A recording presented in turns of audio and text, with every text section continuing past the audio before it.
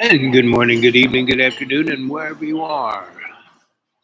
Welcome to Dreamy Dreamland with Sensei Al Bob. I am he, your griot, your storyteller. Don't believe a word I say. This is all just for laughs and giggles. So how you doing? Where are you anyway? Right? Huh. So I've been just taking it easy. We've had lots of rain, lots and lots and lots and lots and lots. Oh, here we are. Good morning, good evening, good afternoon, and welcome to Dreamy Dreamland with your Sensei Al Bob. It's me. How you doing? Uh, let's see. See if this works. Yes. Seemingly. Live chat. Yes. Seems to work. Yeah. Yeah. Welcome to live chat. Yeah. So we've been going here now for 37 seconds. Seems like forever, really. Time is such an ephemeral thing. So, you know, as I said before, it's been really, really rainy. We've had some really deluges. Um, we had about 5 inches of rain in a 2 hour period, right? And then it stopped raining. Luckily, if it rained more, I might be in my bathtub in the ocean by now, but not really. I got good drainage on my top of a mountain. It's one reason I got that place.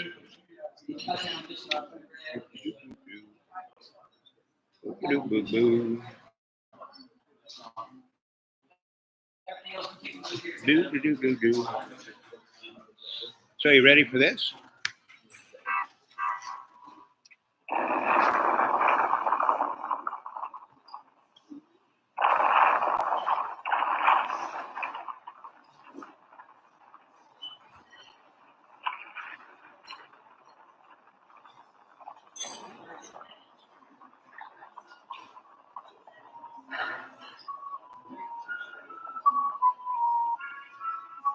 From the devastation wrought by the atomic rays of 1965, three great police states rose to divide the world: Oceania, Eurasia, and East Asia. Atomic weapons were abolished, but not war itself. Only by maintaining the strain and tension of continual conflict could the ruling parties enforce absolute power. London, with its bomb-proof ministries, became capital of Airstrip 1, a province of Oceania.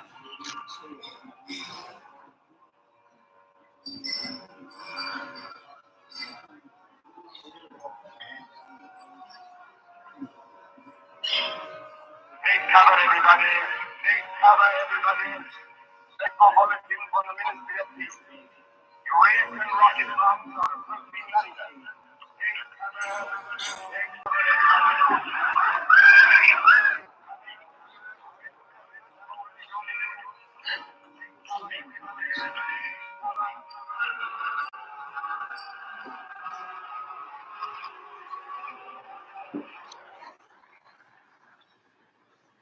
So this is 1984. It was Of irony, complexity. here we go. Trump, that was written by a British writer called Nate White. So I haven't heard this description of Donald Trump read by any British people, so I thought I would lend my voice to this rather brilliant description of the disgraced former president. Donald Trump lacks certain qualities which the British traditionally esteem. For instance, he has no class, no charm, no coolness, no credibility, no compassion, no wit, no warmth, no wisdom, no subtlety, no sensitivity, no self-awareness, no humility, no honor, and no grace. All qualities, funnily enough, with which his predecessor, Mr. Obama, was generously blessed. So for us, the stark contrast does rather throw Trump's limitations into embarrassingly sharp relief. Plus, we like a laugh, and while Trump may be laughable, he has never once said anything wry, witty, or even faintly amusing. Not once, ever. I don't say that rhetorically, I mean it quite literally, not once, not ever. And that fact is particularly disturbing to the British sensibility. For us to lack humour is almost inhuman. But with Trump, it's a fact. He doesn't even seem to understand what a joke is. His idea of a joke is a crass comment, an illiterate insult, a casual act of cruelty. Trump is a troll, and like all trolls, he is never funny, and he never laughs. He only crows or jeers. And scarily, he doesn't just talk in crude, witless insults. He actually thinks in them. His mind is a simple bot-like algorithm of petty prejudices and knee-jerk nastiness. There is never any underlayer of irony, complexity, nuance, or depth. It's all surface. Some Americans might see this as refreshingly upfront. Well, we don't. We see it as having no inner world, no soul. And in Britain, we traditionally side with David, not Goliath. All of our heroes are plucky underdogs. Robin Hood, Dick Whittington, Oliver Twist. Trump is neither plucky nor an underdog. He's the exact opposite of that. He's not even a spoiled rich boy or a greedy fat cat. He's more of a fat, white slug, a Jabba the Hutt of privilege. And worse, he is that most unforgivable of all things to the British, a bully. That is, except when he is among bullies. Then he suddenly transforms into a snivelling sidekick instead. There are unspoken rules to this stuff. The Queensberry rules of basic decency, and he breaks them all. He punches downwards, which a gentleman should, would, could never do. And every blow he aims is below the belt. He particularly likes to kick the vulnerable, or voiceless, and he kicks them when they are down. So the fact that a significant minority, perhaps a third of Americans, look at what he does, listen to what he says, and then think, yeah, this seems like my kind of guy, is a matter of some confusion and no little distress to British people, given that Americans are supposed to be nicer than us and mostly are. You don't need a particularly keen eye for detail to spot a few flaws in the man. This last point is what especially confuses and dismays British people, and many other people too. His faults seem pretty bloody hard to miss. After all, it's impossible to read a single tweet or hear him speak a sentence or two without staring deep into the abyss. He turns being artless into an art form. He is a Picasso of pettiness, a Shakespeare of shit. His faults are fractal. Even his flaws have flaws, and so on ad infinitum. God knows there have always been stupid people in the world, and plenty of nasty people too, but rarely has stupidity been so nasty, or nastiness so stupid. He makes Nixon look trustworthy and George W. Bush look smart. In fact, if Frankenstein decided to make a monster assembled entirely from human flaws, he would make a Trump. And a remorseful Dr. Frankenstein would clutch out big handfuls of hair and scream in anguish, "My God, what have I created?" If being a twat was a TV show, Trump would be the boxed set. I'm Anthony Davis. You can catch me on the 5-Minute News YouTube channel, podcast, on Wednesdays co-hosting Uncovered, on Sunday on the Weekend Show. Yes, so how you doing? 8 minutes and 24 seconds into this. So last night, I guess that was the 19th, was the beginning of the Democratic Convention, and Kamala and good old Grandpa Smurf Biden and et al. Were there. See, guys, there's no real difference. Why that 1/3 of the American population are almost religious in their adulation towards Donnie is that because he is so one-dimensional, he's easily appreciated, right? He is kind of a Rubik's Cube of understanding, and there is no real understanding. He doesn't say anything you can understand. He just repeats these tropes. You know, Cammy's a communist Marxist fascist, which is, if anyone knew what those terms meant, like I do, so communism basically is what Stalinist was, right? A oligarch. I mean, good. Communism. One good example of what communism is China, right? So their political system is one man run, a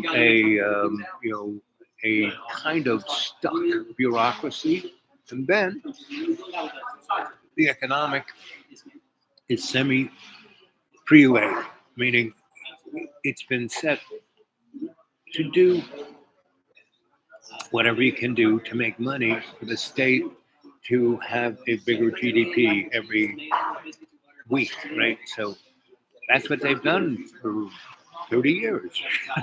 So, and in the beginning, once Mao died and they kind of um, changed it, those three different presidents kind of took over, they let the people run wild, right? They basically made a deal with them. We'll run the government, you run the economy.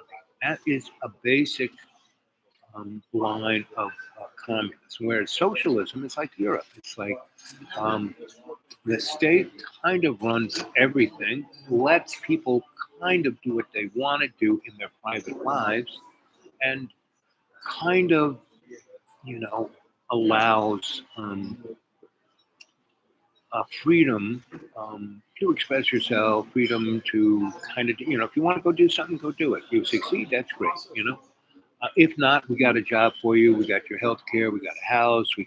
That's socialism, right? It's the state is taking kind of care of everything and allowing a certain level of freedom of expression and economic pursuit, right? So that's socialism. But he said communism, Marxism is the teaching of Marx. It's economic. It has nothing, almost has zero to do with the political structure. And Marx basically felt that everything was economic, right? So he said, you put the means of production in the hands of the people who work in the factories, right? And there is Marx said there's this kind of dynamic. There's socialism, there's capitalism, socialism, communism, and then this other kind of where everybody it's like rainbows and unicorns and everyone's happy, right? Um, and again, you have to realize, where did Marx come up with this theory? Him and Engels, they were both radicals, and they were shaking a tree in Germany, thrown in jail. Good old Mr. Rothschild springs him out of jail, takes him to England, puts him in a nice big house in the city of London, and he says, "Okay, boys, I want you to build me a economic system that will be my loyal opposition. It'll be totally opposite to what I'm doing, yet it will facilitate me to be able to do everything. Everyone will be looking at you while I'm doing my thing behind the curtain, right?" And that was the Wizard of Oz. The guy who wrote the Wizard of Oz was an economist. Go look that one up. Right? The Yellow Brick Road, those are the bars of gold in the bank. Anyway, so that's so a little bit right. So that's the big explosion. That's like to be scared with. Oh my God! And so now, I mean, see, the thing is, all those toys of the 40s and 50s that everyone was scared of, those are nothing compared to the stuff they had, or the stuff that they had already figured out. Tesla, Einstein, Ben Franklin, Newton. They all even Euclid. They all understood zero-point energy. They understood how the atom was. They understood there are different elements, and if you take the most unstable ones and then use them to create ones that are right next door, like deuterium, right? That kind of exists, but not really. You don't dig deuterium up. It's in the ocean. It's unlimited, right? And that's fusion. If you can squeeze that deuterium out of it until it turns to hydrogen, bang, boy, you have a hydrogen bomb, right? Well, usually what the sun does has a lot of pressure, a lot of heat. That's how it has this continued thing, right? But people like Tesla and this guy named Knuckles, Dr. Knuckles, who worked at Lawrence Livermore, and I love that name. And the other guy, Farnsworthy, who invented the television. He was working for ITT. Um, Tesla understood that how, when you create a high voltage frequency within your generator, right? Right at the hub where, like alternating generators, not like DC generators. DC generators has armature where the coils come together and there are these brushes. There's two brushes, right? Whereas the coil, and so there's one coil there. So it just kind of does, when you put mechanical force in a turbine and spin the generator, you make electricity, right? It's basically the idea of running a coil of wire. Like if we took a coil of wire and put a magnet inside and did this, it would make a current flow, right? And so, uh,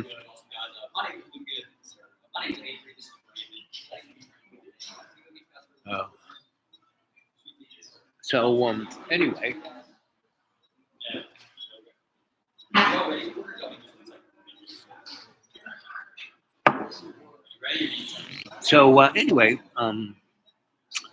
those guys, Tesla, who in 1890s developed Wardenclyffe's facility that they built a long-line lighting company, Shoreham nuclear power plant, right on top, like insult to industry, right?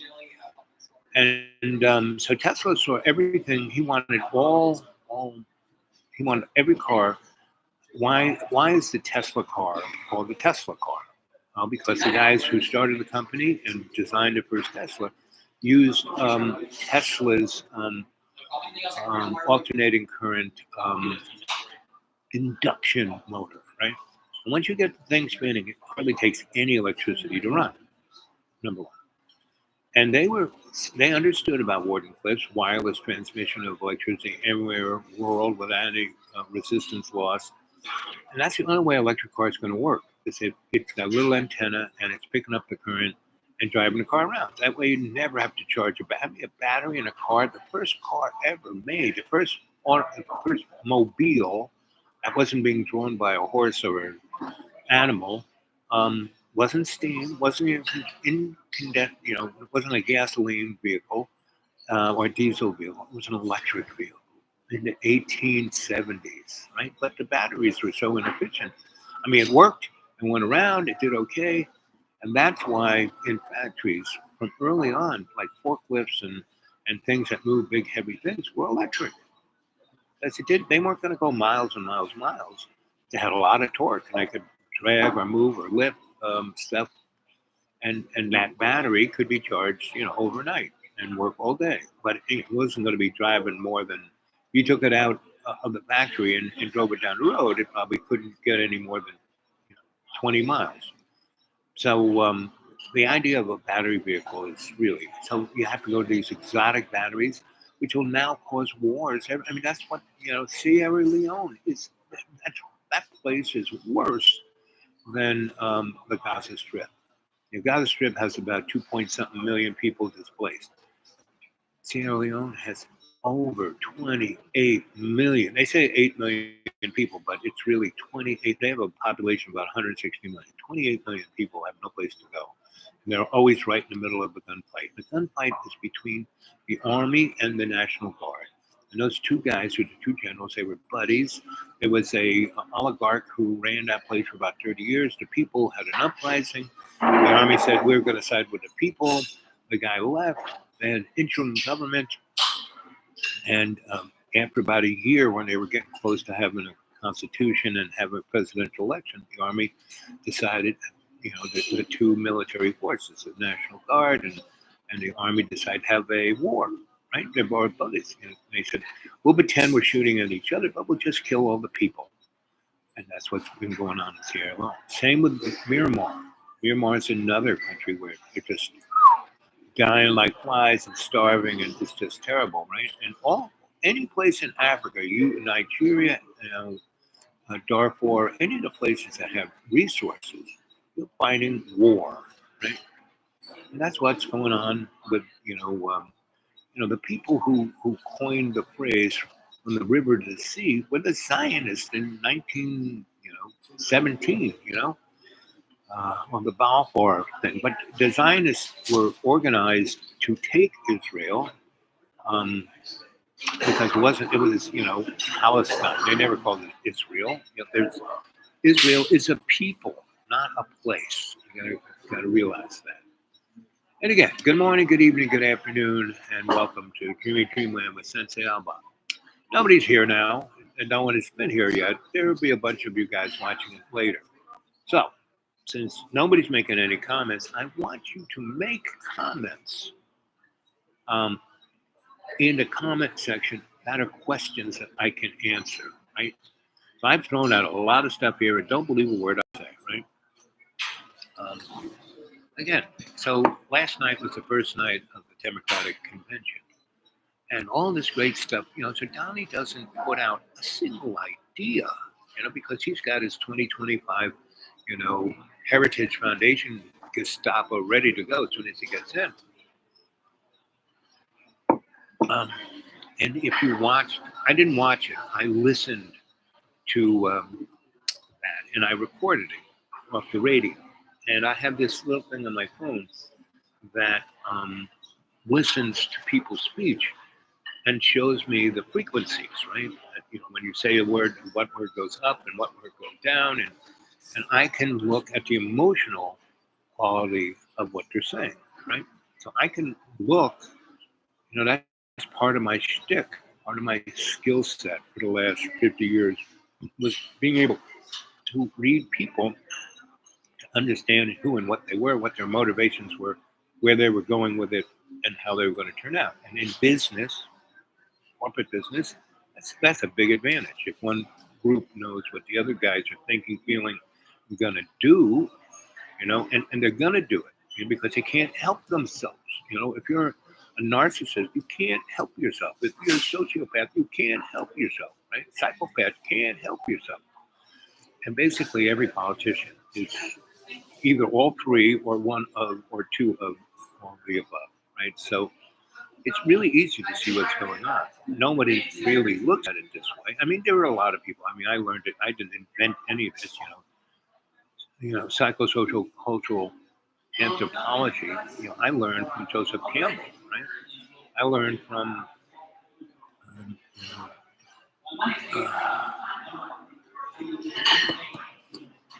George Christie and Cardinal Cushing and Thomas Merton, and these are all people who said to me, "Oh, kid, you seem smart. Here, let's hang out." So all these people were in my life, not just in a book. I either went and sat in front of them, or they were part of my surroundings, and I kind of was there, and they noticed me and said, "Okay, you're good." Like Cardinal Cushing, he not only baptized me, he was my godfather, right? I have a cardinal for a godfather, a couple of hats from the Bible, the Pope. So, and his home, his place, his hood, his crib was St. Patrick's Cathedral on Fifth Avenue. It goes underground like you can't believe. They got stuff all over the place. Can't believe it, right? So, and it's directly right across the street from Rockefeller Center. So it's the cross and Jesus on this side, and the Greek god holding up the world, a half-naked guy. I mean, all this stuff is right in our face.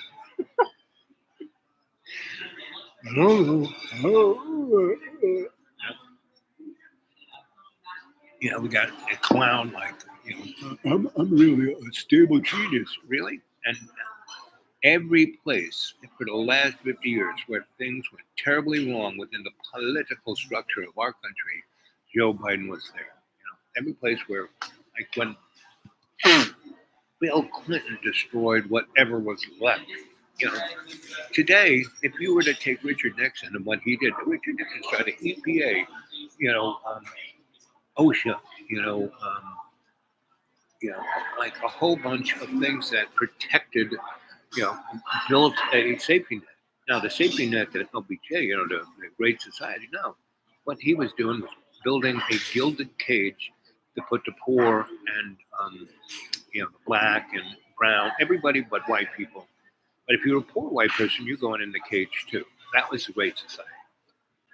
And that's why he quit. You know, he did his job. He did what he was supposed to, right? And he brought NASA to Texas, and he stepped on anybody who had was trying to bring the human race up. So Kennedy, who's just another scumbag, but he was dying, like me. I'm dying, right? Now we're all dying. Now we're deluded to think we're not, but we're all dying. As soon as you're born, the only thing you can depend on is you're going to die, right? Now I've been murdered a number of times, been shot, been strangled, been blown up, you know. But you know, he takes a licking, but keeps on ticking. So I've got a lot of things wrong. Like I sit here another 10 minutes, it'll take me 15 minutes to get out of this chair. But that's because if I'm walking, it works. If I'm, you know, not walking or just sitting on my butt, things start to rust, right? Because I'm dying. Rust is death, right? So, you know, I wake up every morning. My eyes don't open. I can't breathe. But I used to spend a lot of time in the water, underwater. I was like a fish, so that was never a problem. And then I go, oh, I guess I'm dead. Am I floating above my body? Because I've experienced that. No, no. And then I'll either shit myself or fart. And I go, no, I guess I'm still alive. And then myself, it's like, then I'm in a puddle of it and it's a little uncomfortable. At first, it's kind of nice. It's warm, it's cuddly. Then it gets cold and then it smells. And really quickly, insects show up. So I shit myself. I have to get out of bed relatively soon. And so, but Donald Trump shits himself all the frigging time. He wears, you know, super duper um, sociopath diapers. I don't believe a word I say. This is all for, you know, giggles and fun. Um, what time is it? How much battery do I have left? Oh, let's say another 10 minutes. Some people show up and ask me questions. Stick around. If not, I've got to go. So, you know, thank you for showing up. I'm watching this at a later date. You know, make comments so I can comment to your comments, right? So, because it's a live chat, I want it. You know, in the beginning, because I was at John Boy's, which was, you know, it's John Boy. It just, you know, John Boy don't even own it. You know, other people own it now. But the school wasn't the school; it was the hill. It's a sacred place, just like the deep green is a sacred place. The hill was a sacred place. It's sad to say that John never really utilizes its sacredness, right? Because there's a path that my dog found that I followed and cleared out, and it was a sacred path that the Cherokee. That was one of the Cherokee's most sacred spots, right? So, anyway,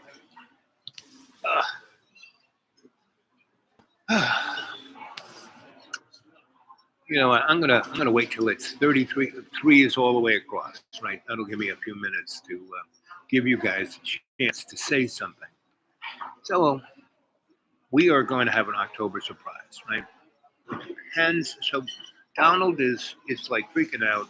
He has been, you know, just like he did in 2020. He said, you know, I won this. You know, the only way I can lose is if they steal it, and he's back on that again.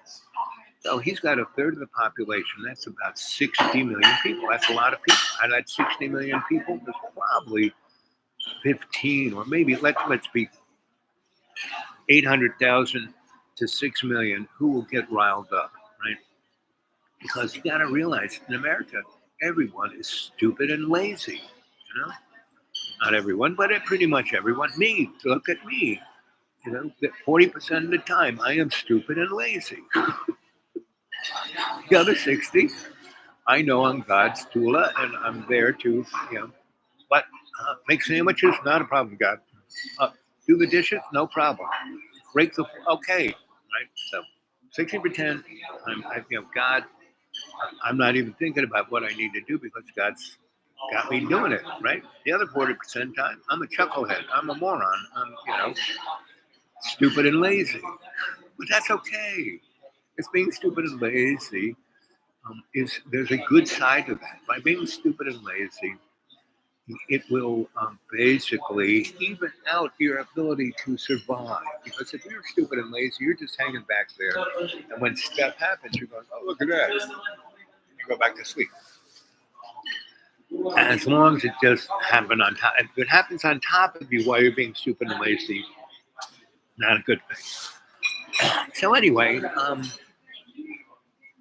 we're getting there. It's 30 minutes and 25 seconds, so another 2.5 minutes. So if you don't watch it, it'll be there like that. If you're keeping an eye on it, it'll take forever. Right? That watch pot ceremony. So anyway, what do I got to say? The A team is left here. Now the chuckleheads who, it's really interesting to watch that guy. He's pouring a jug of water into another jug of water and then pouring it into a glass. It's like, really, that makes sense.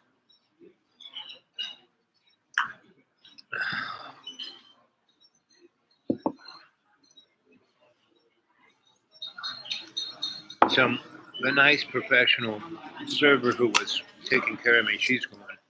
And now there's a young Nazi. And so he's blonde, he's tall, he's a young Nazi. Any of you guys who write punk music still, you need to um, write a song about young Nazis in love, right?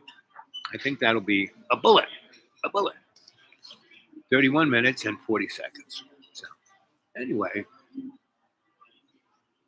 there is a 40% chance that because, did you listen to good old Biden? I mean, he was lucid as, he was great, right? So why was he so unlucid back in June when that first, and why did they have such an early debate? I mean, if this ain't scripted, I don't know what is, right? So he seems like, a dumb fool, and everyone's, uh-oh. And so he's so old. Well, Donnie is only 3 years younger than JoJo. So, Donnie is the real moron. He's not a stable genius. He's not. He's not Uncle John. That's for sure. So here we are, 32. I could have bailed at that time, but I'm waiting for threes across the thing. So anyway, I would not be surprised if JoJo declares martial law sometime in October, and we become a fascist dictatorship, and JoJo's there for at least another 10 years. And the Reichstag march will be Tammy. Tammy, what's her name? Oh, 33. 33 in 3 seconds. Okay, we're getting closer. Getting ready to getting out of here. So I love you guys. I hope you enjoyed this 33 minutes and 33 seconds. And maybe I'll see you tomorrow. In the morning. Right? Or in the latter afternoon. Who knows? Tomorrow's Wednesday, right? Yep. Oh, we're getting there. 33 minutes and 25 seconds, right? So, and no one showed up at all. Not even AI. That's okay. There we go.